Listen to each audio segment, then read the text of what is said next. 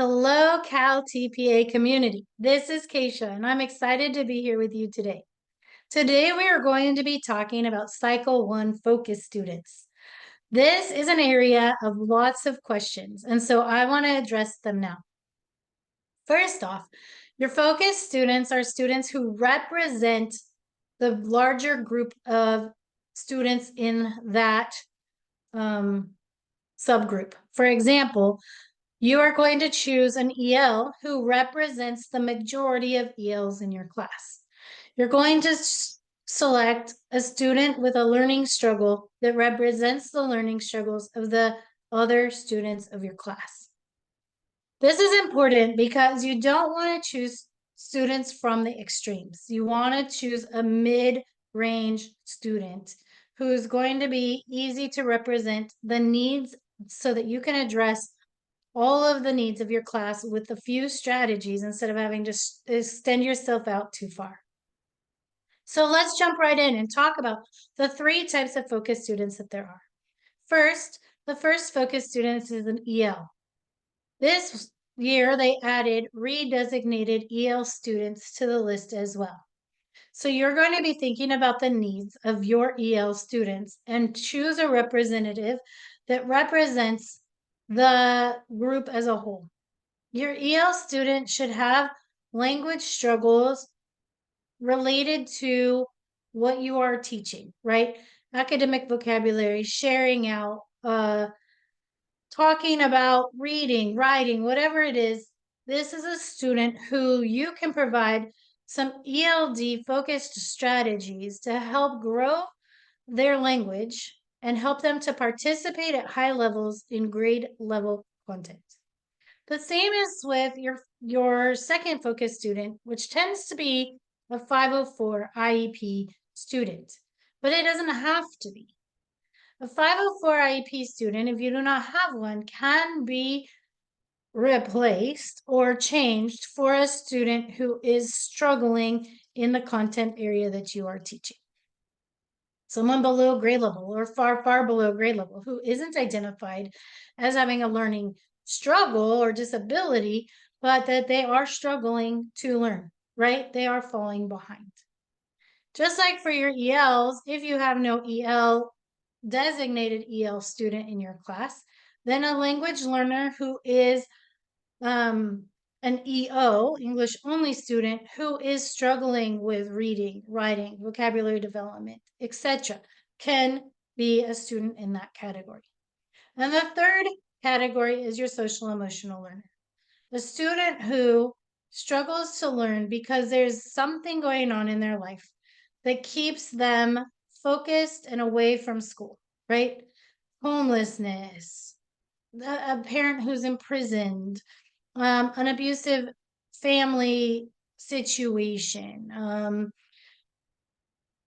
just an unstable situation, some mental struggles of some sort, social emotional issues that keep them from learning. Now, this one's an interesting student. Because you're choosing a student for this, it's not going to be likely that you have a group of students that this one's going to represent. So choose a student who you can provide supports for to keep them engaged in the lesson. What happens a lot is that candidates, student teachers, write in their project that they provide accommodations for the student that remove them from the learning activity. Space away from the learning, space in another location outside of the classroom, and they are removed from the learning. This does not go well with the TPA because the idea is that all students are fully engaged in learning and that we've provided accommodations and supports because we've thought about it in advance. If student C, I'm going to call them C because it's the third focus student, if student C is struggling to stay focused and on task and they get overwhelmed easily, what supports are you putting in place to help them not get overwhelmed so easily? How are you breaking down the lesson to keep them engaged and keep them from getting anxious and overwhelmed? When we remove them from the group or we limit the amount of work that we give to any of our focus students, that for this assessment creates an unsafe learning environment. They are not held to the same expectations as their peers. The gap for them is growing, and that is not an academically safe environment for these students. So you want to make sure that you are keeping them engaged and involved in the lesson, and we are not lessening the expectation for anyone. We're not cutting the assignments smaller.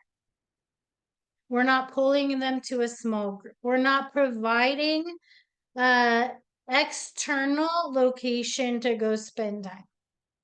We are providing step-by-step support. We are providing collaboration, partners. We are providing instruction and resources that help them to stay involved in the lesson at grade level. So please be very careful when you're talking about your 3 focus students that you are engaging your students at grade level the entire time, and all 3 of your focus students are not limited or left out of any part of the learning that their peers are having. And that is something to consider moving forward into your teaching career. That is very important in this project for a reason. And that is because when we lower the expectation for students, we are widening the gap for their learning. And that is not going to help them be successful. So what can we provide for them? What can we give them? What resources, strategies, and support can we get them so that they can interact the same way as their peers? Okay? I know that the CalTPA can be overwhelming and frustrating, and there's lots of little detail-y things that make it overwhelming and hard to get through. And it's easy to put it off and set it aside and hope that it'll go away. Save it for a rainy day. None of that. We do not want that. You want to get over this hurdle, get your credential, and be the teacher who's influencing students. So I've created for you an easy to follow step-by-step guide that has 100% positive feedback rate from hundreds of teachers who have used it and passed their CalTPA. This step-by-step guide is 10 to 12 modules that go through each and every question. They show examples and alignment to the rubrics. It also provides an overview of the CalTPA that you're working on, a planning guide and template and resource. It talks about how to write your annotations to your videos, how to write to the rubrics, and then template by template, step by step, direction for what to do and how to do it. It will help you to eliminate confusion, confidently write, submit more quickly, and reduce the amount of work that you have to do to get this thing done. The CalTPA All You Need to Succeed program is for you. I guarantee it. I know you will love it.